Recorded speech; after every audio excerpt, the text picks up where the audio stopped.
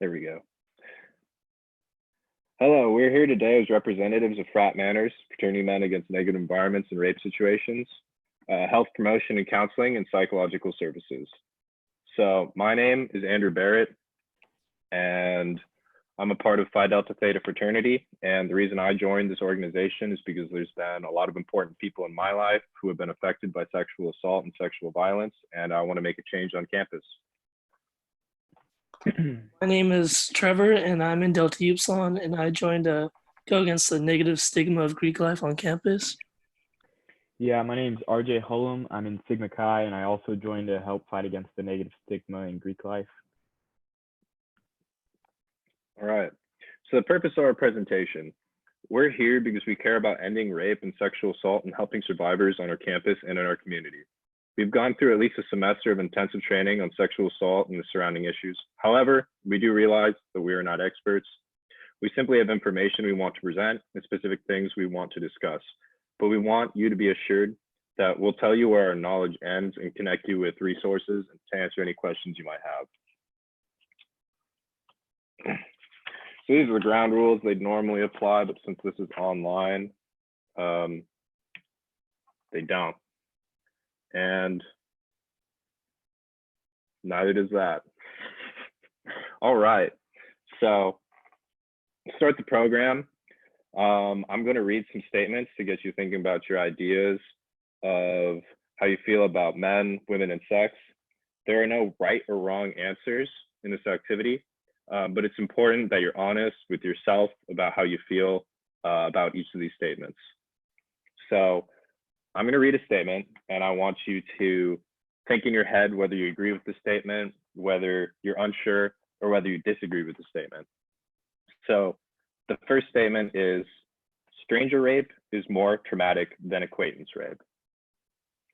Give yourself a second to think that over, whether or not that's something you agree with or not. One more time, it's stranger rape is more traumatic than acquaintance rape.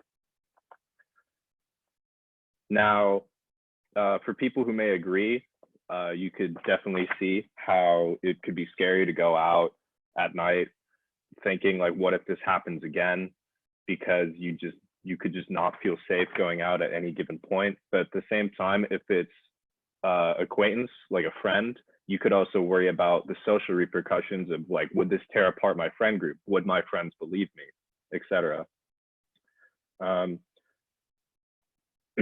second statement is, sometimes when a woman says no to sex, she's just playing hard to get.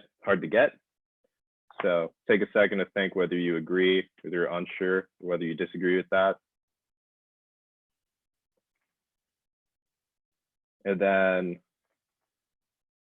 third statement to kind of get your mind primed for this discussion is if one of my close friends raped a girl at a house party, I would report them.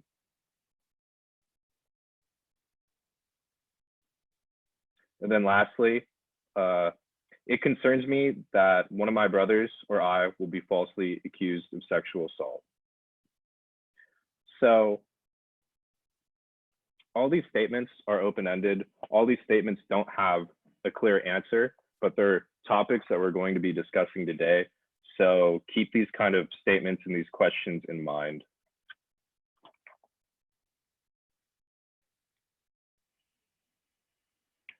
So before we move on, we want you to understand this is a very important issue that affects everyone. There may be many of you who've experienced assault or know someone who's gone through this, but there are some people who may not think this applies to them. And the reality of this is you guys are joining Greek life. You guys are about to be meeting a lot of people, and you guys are about to meet a lot of girls. And a lot of these girls are going to be your close friends that you're going to maintain throughout the rest of college and your life beyond. So our first statistic is that 23% of female students report being a survivor of a rape or sexual assault through physical force, violence, or incapacitation. 1 in 5 women in the US have been raped at some point in their lifetime. 1 in 5 women will be sexually assaulted in their lifetimes. And in the US, someone's forcibly raped every 2 minutes, and someone's sexually assaulted every 92 seconds. So thinking about that, keep in mind this presentation is going to be probably like 40, 50 minutes. So that's what, 20 people. About 10% of forced assaults and 3.4% of incapacitated assaults are reported to the police. Most of the time in sexual violence, weapons are not used. In only 11% of assaults, the perpetrator had a weapon. And false reports are extremely rare and account for less than 4% of reported sexual assaults. And here's a big one, less than 1% of rapists are convicted and imprisoned. So take a second to look over these statistics and think about how they make you feel. Thinking about that 23%, that's about 1 in 4 female students will be raped or sexually assaulted before they graduate. That's mind-boggling. And important things to note as we continue in this presentation are that rape is not about power, or sorry, rape is not about sex, it's about power. And rape does not discriminate. Anyone can be raped.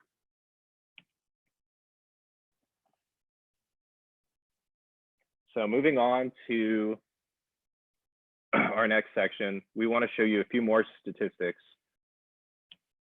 So here we have 75% of male students and 55% of female students involved in date rape had been using drugs or alcohol. In 9 out of 10 rapes or assaults that take place on campus, the victim knew the assailant. 68% of rapes occur between the hours of 6 p.m. and 6 a.m. And surveys say 60% of college rapes occurred in a survivor's home, 31% in other on-campus housing, and over 10% occurred in a fraternity house.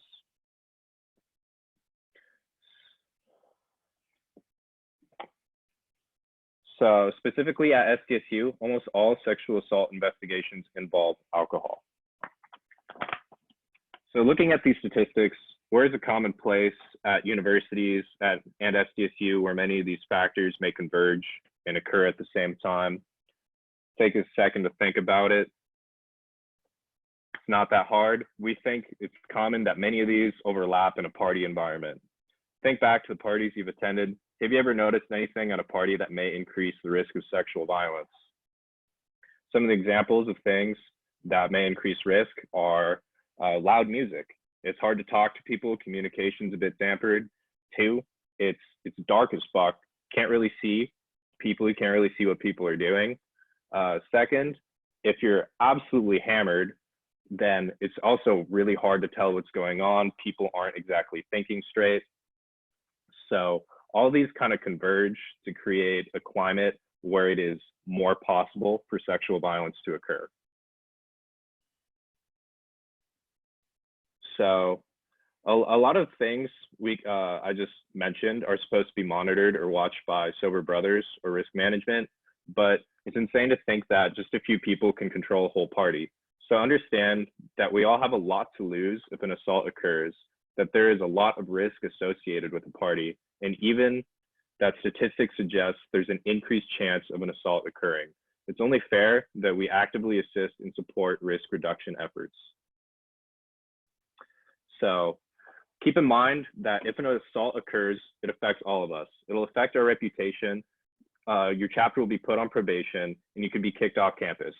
Not to mention people associate us with rapists. And it's impossible for just a few people to prevent everything. We all have to watch out and help prevent sexual assault. Yeah, okay, so now that you understand we are in such a high-risk environment, let's talk about some possible scenarios and determine if they could be considered assault. So, intoxication, rape. Spring break comes around, a couple who have recently started dating and they decided to go camping at the beach with their friends. They spent the night together after parties but haven't had sex. Taylor's friends have said Jordan will loosen up with a little tequila. One night while partying, they start doing shots of tequila. Back in the room, they start fooling around. Jordan tells Taylor, the room is spinning and that I feel sick. I think I might pass out from all that tequila. Taylor says, don't worry, you're fine. And they have sex. Is this rape? I'll give you a second to think about it.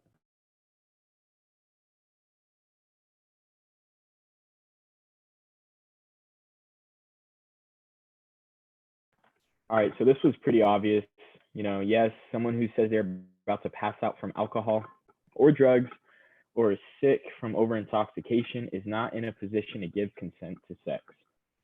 In California, the law says a rape has occurred if a person is intoxicated to the point of incapacitation, and that does not only apply to being unconscious.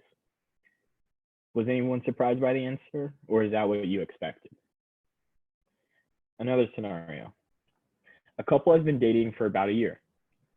Although the guy is a really great boyfriend, he can be a little controlling. He calls his girlfriend frequently during the day to find out where she is, who she's with, and what she is doing.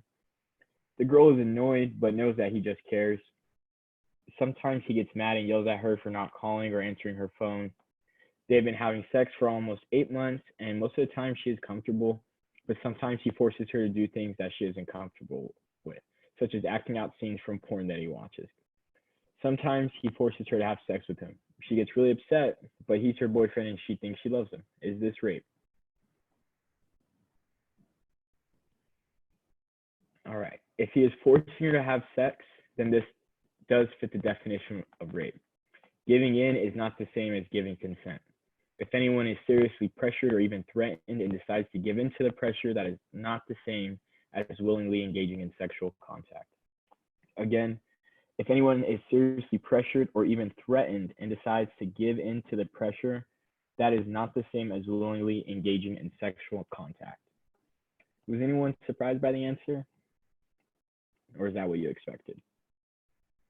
All right. Well, moving on to consent, one of the biggest components to a healthy relationship is communication. And a big part of communication is consent in a sexual situation. When we think about consent, we need to understand that yes means yes. In January 2015, the California Senate Bill 967 was passed into law. It requires all universities that receive financial aid to use a standard of affirmative consent in disciplinary hearings about sexual assault. In a nutshell, it shifts things from did anyone say no to did everyone say yes. Does anyone exactly know what affirmative consent means? According to the text in the bill, affirmative consent means affirmative, conscious, and voluntary agreement to engage in sexual activity. This means that we're looking for affirmative consent. The absence of no is not simply enough, meaning you cannot just move forward and wait until you hear a no from your partner to stop. So how do you ask for consent? Well, you need to understand that consent should be obtained by the person who is initiating sexual activity, should be ongoing and obtained for each new sex act, can be revoked at any time, and cannot be given when someone is intoxicated to the point of incapacitation. What exactly does that look like? Well, what do you think are some examples? Just take some time, think of some. It could be as easy as just saying, hey, do you want to have sex? Yeah. So in order for consent to be obtained, a verbal question must be asked before the sex act occurs. For example, if someone were to say, is this okay with you? That is not obtaining consent. It is great when they are asking questions and communicating, but this question implies that some act already occurred and you're asking someone if they're comfortable with something that it already or still is occurring. It has to be before the sex act occurs. You can ask yes or no questions like, can we have sex? Or do you want to keep going and have sex? These questions are actually great because they're straightforward and clear, gets it out the way. Or you can also ask questions like, what are your expectations for the night? Or what are you comfortable doing tonight? These questions are also good because they give your partner room to discuss their boundaries and their expectations. However, just be aware that you may need to follow up an ambiguous question with more questions to make sure that you truly understand what your partner or partners want and what they're comfortable with. Also, just to make sure to keep asking throughout the encounter, and being drunk or on drugs is not an excuse to obtain consent. Okay, so now we know what asking for consent looks like, but the next stop is to interpret whether or not someone is giving consent in response to the question. What are some examples or ways that someone could give consent in response to a question? Go ahead and take a second to think about it. Cool. So according to Yes Means Yes, consent can be verbally or non-verbally. But don't forget, and this is a very important part, it needs to be in response to a verbal question. So talking does need to take place in the encounter. But following the question concerning consent, a yes or I'm down with that, or you might get lucky and you might get a hell yeah. Those are all great examples of giving or given verbal consent. The more enthusiastic, the better. That's just the anthem to live by. For nonverbal, nodding of the head, moving your body closely, very clearly in response to a question, or giving a thumbs up, high five, get creative. All of those are ways of giving consent. Again, the more enthusiastic, the better. What do you think is a more way of giving consent, verbal or nonverbal? You could go either way with it, to be honest, but it can be easy to misunderstand or misinterpret nonverbal cues and body language. So if in doubt, ask. And do your best to get your partner communicating with you verbally. Also, be aware that saying, yes, I want to hook up can mean about a billion things, so clarify every step of the way. Some people might feel like consent is awkward, and this is a very common thing, but think about it as a chance to discuss your wants and desires with your partner or partners. Sex is about having a pleasurable experience, so talk about what you like and make sure everyone's having a great time. So we now know what consent is. What are some examples of things that are not consent? Go ahead and think about it.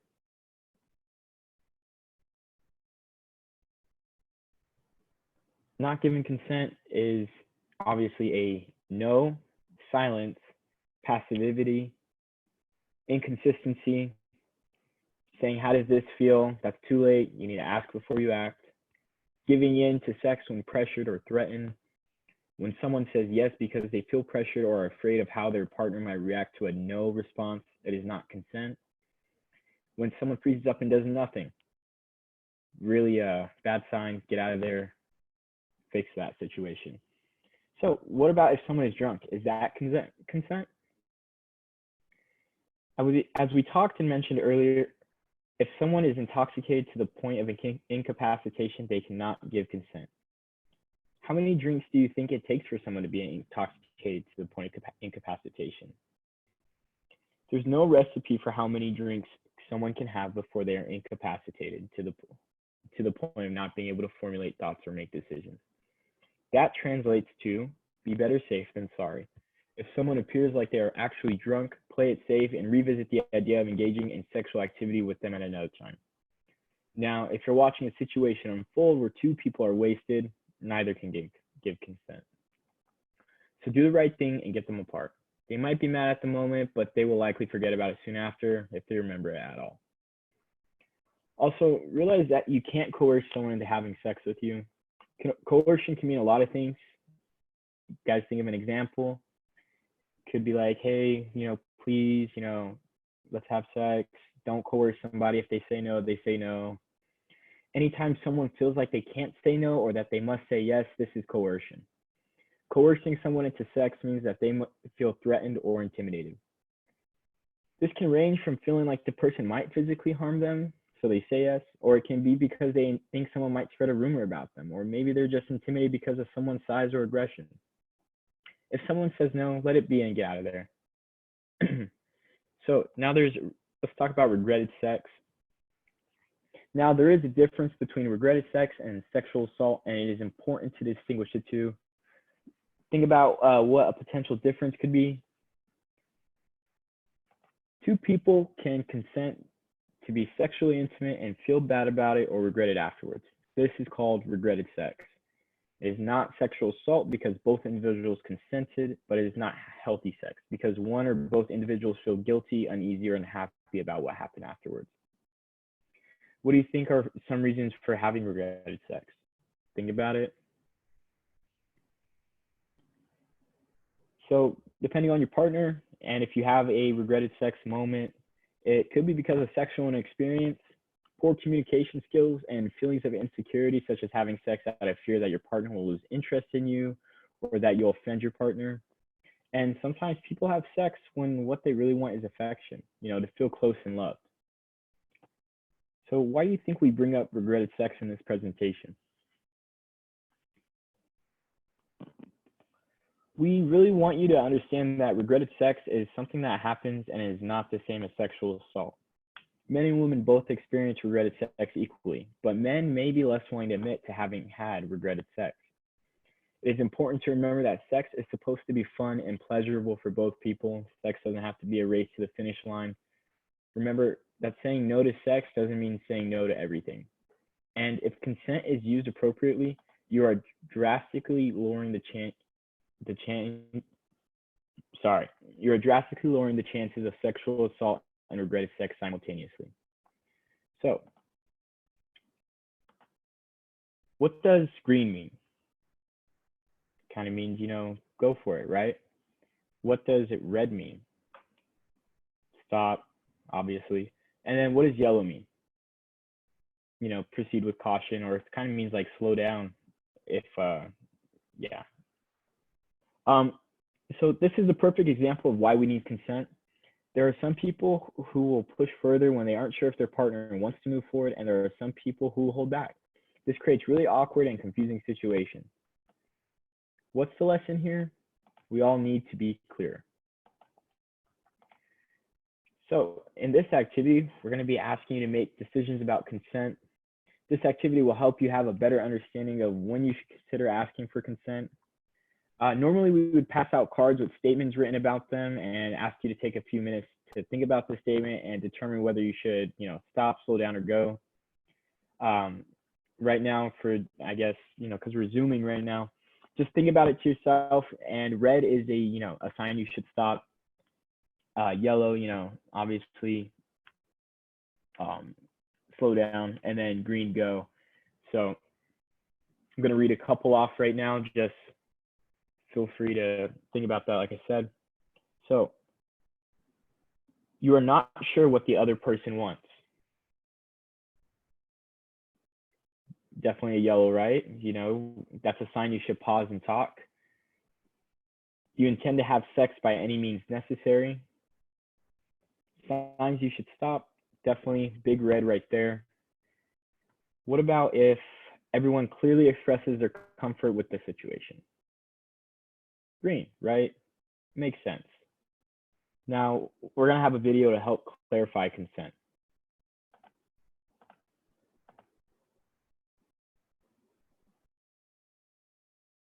If you're still struggling with consent, just imagine instead of initiating sex, you're making them a cup of tea.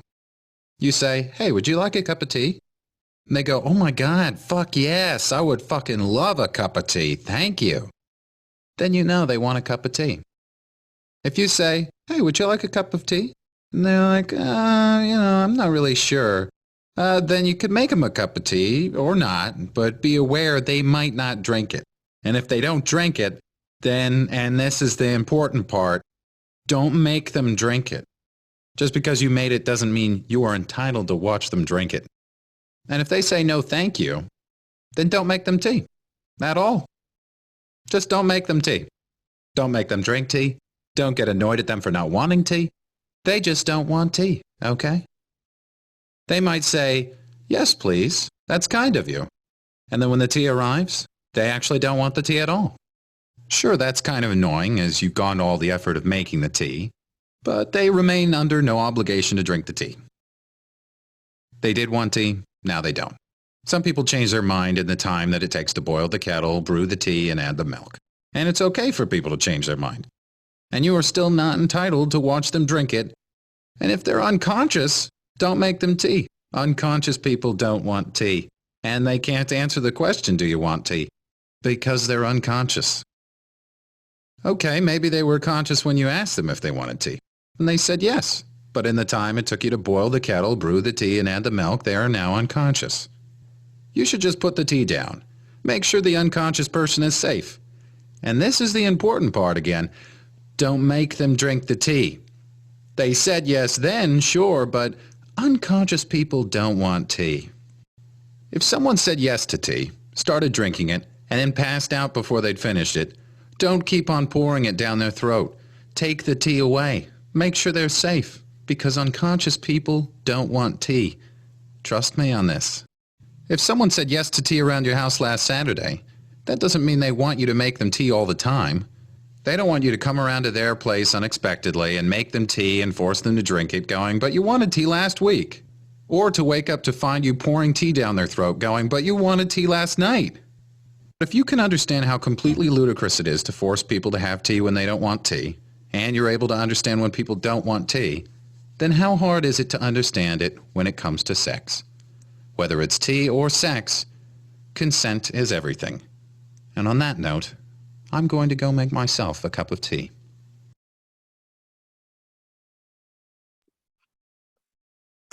All right, now we want to now talk about prevention. For years, the media and popular culture focus on what women can do to protect themselves from rape and sexual assault. But this is not this is not that type of presentation. Today, we are going to talk about some things men can do to help end sexual violence, protect ourselves, and make our community safer. First, know that sex without consent constitutes rape, and it is a crime. Even if we do not view what we are doing as forcing sex, or someone seems to be giving them signs or into it, if we do not have consent, then it is considered rape. So what can you do to ensure that this doesn't happen? People communicate differently. Do not rely on reading your partner's actions. Clear verbal consent is the best way to ensure that nonverbal behaviors such as bringing a condom, putting the condom on, allowing some degree of activity, going to your room, etc., are not misunderstood. There has to be a speaking going on during sex. How about when alcohol is involved? What are things we can do in a party or drinking situation to prevent assaults? It is less likely that consent is possible when alcohol or drugs have been consumed. Being under the influence is not a sufficient excuse for not obtaining consent, for it is not acceptable. It is not an acceptable explanation or defense for sexual assault. Being sober is the best way to ensure that you have consent. Stop people who are both wasted. Neither of them can consent. This is just totally bad news. Get them apart by distracting them. Ultimately, just don't let them hook up. This could put them in jeopardy, your chapter in jeopardy, and someone could end up getting hurt, and it's just totally not worth it. You can prevent people from drinking too much to begin with. Lowering the amount people drink or the amount that is being served can help prevent these type of problems. Also, make sure that people who have had too much to drink aren't left alone in rooms or put to bed by themselves. It is sad, but rapists exist. We need to make sure that we decrease the opportunity for an sexual assault to occur. Another great way to prevent sexual assault is to educate others about this topic and to get people from talking about it. What are some ways you could educate others? Well, there are formal and informal ways to educate others. You can request a FratMANers presentation or even consider being in FratMANers. You can share the information with people in the conversations as well. One of the most important things you could do is correct people when they make comments that are incorrect and promote rape culture. Even just publicly disagreeing with someone when they say something offensive or wrong can go a long way. There are other ways to help change rape culture outside of just educating people. Challenging rape or degrading jokes about women. Imagine your sister, mother, or best friend is at the butt of the joke. Would the joke still be funny? Every woman is someone's sister, mother, daughter, and best friend. Laughing at these kind of jokes signals acceptance of these types of behavior. So stop thinking that booze and sex equal a complete night. You can have fun. You could have a fun and successful night without having sex, just like you could have a sexual interaction with someone without drinking. Another form of prevention is intervening when you see something happening that may be a precursor of sexual violence or assault. As we talked about before, don't let wasted people hook up. If If you see someone who is being hit on and looks uncomfortable, step in. Woman, man, it doesn't matter. Help your friends out, or even a stranger. Eliminate the creeps from the situation and kick them out of a party. Don't let people use alcohol, or drugs, of course, to loosen people up. This is date rape. Tell them how wrong it is and get the other person out of the situation immediately. Don't let people leave without someone that they don't know. Talking to someone all night and drunkenly telling them your life story doesn't make them your best friend. If you see someone who is wasted and leaving a party with someone else, especially if the other person seems pretty sober, stop them. Find out what is going on and make sure the drunk person finds their friends. Say something to a friend if you think that they are in an unhealthy relationship, or if you suspect your friend may be abusing their partner physically, emotionally, or sexually. Talk to your friend, encourage them to be honest, and help them clarify their feelings. Do not condone this kind of abuse. It is never okay. Do not encourage the abuse in any way. This is a serious issue. Encourage your friends to talk about it with you or a counselor. So we discussed what we can do to prevent sexual assault. Now let's talk about helping survivors. So I'm sure many of you know a rape survivor out there. What should you do if a friend came to you and said that they were raped at a party last night? Now let's talk about how you can help a survivor of sexual violence or assault. The very first thing you should do is believe the survivor. It is not your job to investigate, ask for specific details, or try to figure out what happened. If they trust you enough to come to you, show them that you care by believing them and not questioning what they are telling you. The second thing is to listen. It is very difficult for most survivors to share their story, whether the event just happened or if it was something that occurred in the past. By actively listening to what they're telling you, you can show them that you care and that you can assist, and this can assist you in the next step. The third thing that you should do is to connect them with resources and support their decision. Every survivor will have a different reaction to their assault because it is a very personal crime.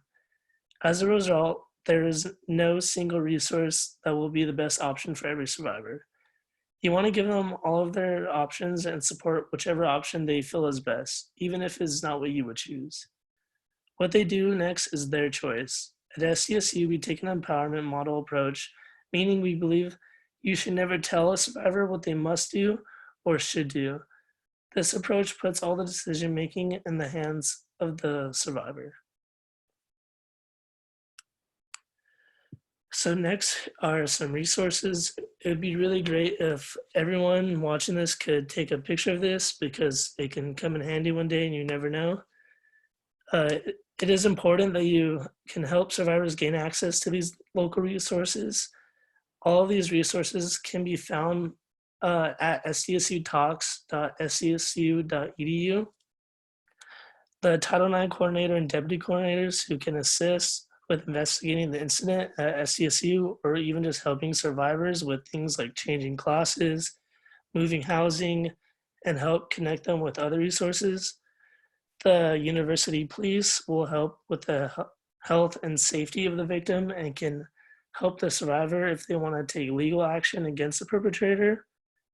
They can even have a detective who specializes in sex crimes. The San Diego Police Department always just call 911 if there's an emergency. Counseling and psychological services can help with emotional and mental well-being of the victim and can help considering options if the individual wants to take action to or seek other resources. They are confidential, meaning nothing said will leave the room. Student health services can help prophylactic medications for STIs or pregnancy and can offer STI tests and pregnancy tests, and they will contact the university police. The SDSU sexual assault victim advocate who can meet with the survivor confidentially and can help them navigate their options moving forward. Center for Community Solutions, and survivors can also access resources off campus, like the Center for Community Solutions. Remember, the most important part of helping a survivor is letting them know that they do not have to go through this alone.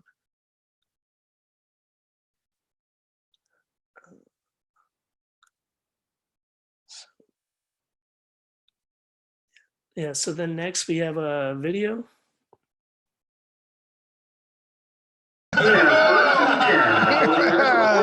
Team versus team. That's as good as it gets. Oh man, I've never had more fun my whole life.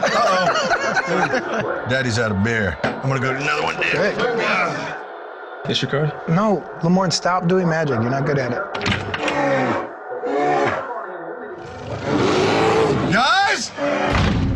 Oh, dude! There's a bear in your other room here. What? Oh, that's just a big, angry, hungry bear. Just pretend it's not there. Oh, really? Yeah. Man, it'll just go away? What are you talking about? No, I don't think it's going anywhere, but I don't know what to do about it, so I just ignore it. So it's not dangerous, right? Define dangerous. It's a bear. But, you know, it's not gonna eat all of us. It only eats like 1 in 5s. I said only 1 in 5, so we're fine. That's a lot, man. That means one of us is gonna be eaten. Statistically, that doesn't mean 1 of us. It means 1 in 5 people getting You're doing something about this, man. Hey, what do you want me to do about it? You guys know the old saying, bears will be bears. That's not a saying. Lamorne, a bear will be a bear, so... You can't just blame the bear, not when it's attacking 20% of the people who come here. 20%? I said 1 in 5. Yes, that's 20%. No, it isn't. It's 1 in 5, you math nerd. Let's pile on this guy. Dude, you gotta get rid of this thing. Or at least warn us that there is a bear in the other room, man. We gotta look out for each other. What are you doing? Hey, what happens between you guys and the bear is none of my business. Wait, how is this none of your business, man? 1 in 5 people are gonna get attacked by this bear!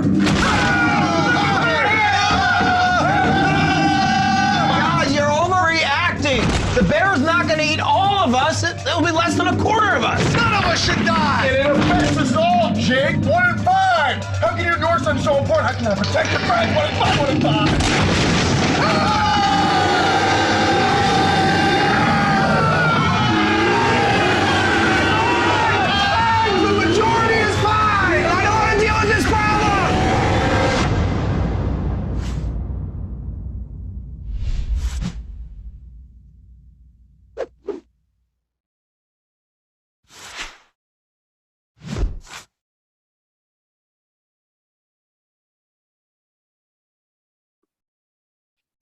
All right. So as Greeks, we are often stereotyped and it's usually unfairly. Many people who are not involved in the community have preconceived notions of who we are and what we do. A lot of negatives come from this, and it is up to us to break those stereotypes and to push those boundaries of what an organized community of social leaders can really do. However, when we are trying to bridge the gap between frat and fraternity, it is easy to get lost along the way. Within our close brotherhood, groupthink mentality can get the worst of us. The dark side of peer pressure, partying, social expectations, traditions. Ultimately, we can dig ourselves into a deeper hole. And let's face it, with social media's idea of secrets in a fraternity, it is not a reality. People hear about what's going on. People talk. As the world changes around us, it is up to us to adapt, to survive, and continue pushing to be better men than we were yesterday. You signed up to be a part of something bigger than yourself, so take action. If you are a new member, then work with the leaders, work with others, and realize that all of you have sworn an oath and made a solemn pledge to do what's right for the greater good of your fraternity. So when you see one of your brothers, older, younger, active, or alumni, doing something that is obviously wrong, step in. In reality, there will be people and circumstances that are dangerous, problematic, and require action. If you really love your fraternity, stand up to those who are trying to bring you down from the inside. Intervene in situations you know that are wrong and will jeopardize your future and the future of your chapter. Think big picture. We hope that your fraternity made a good decision choosing you. What's the legacy you are going to leave behind? Help us prove that the stereotypes are wrong. Help us redefine the public image of the Greek community at SDSU. Whether we like it or not, society doesn't separate us based on letters. People see us as one big group. We are the ones in the front lines of the party. We need to be the ones that take action. This is for us. This is for our brothers. This is for the women in our lives and those we hang out with. Let's make a difference. Get involved. There's FratMANers, health promotion, or counseling and psychological service, and always feel free to contact any one of those. So yeah, thank you for your time. I hope you guys learned something valuable, and yeah, thank you.